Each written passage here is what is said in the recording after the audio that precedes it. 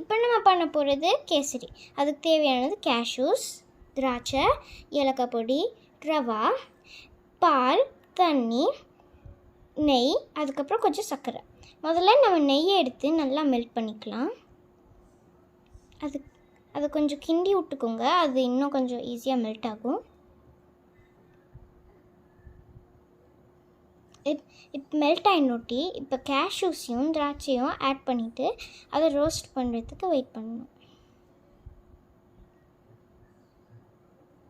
அது ரோஸ்ட் பண்ணிட்டாச்சு. இப்போ அதை எடுத்து தனியாக வச்சுக்கிட்டு ரவையை போட்டுட்டு நல்லா கிண்டிட்டு நல்லா வறுத்துருங்க.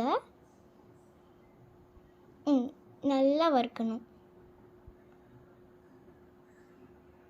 நம்ம வறுத்தாச்சு. இப்போ பாலை ஆட் பண்ணிவிட்டு இன்னும் கொஞ்சம் வறுத்துருங்க.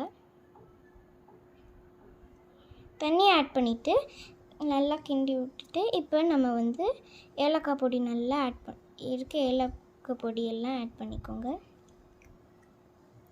இப்போ எல்லாம் அண்ட் சர்க்கரை ஆட் பண்ணிக்கோங்க. நீங்கள் அதுக்கப்புறம் ரோஸ் எசன்ஸ் நல்லா கிண்டிக்கோங்க.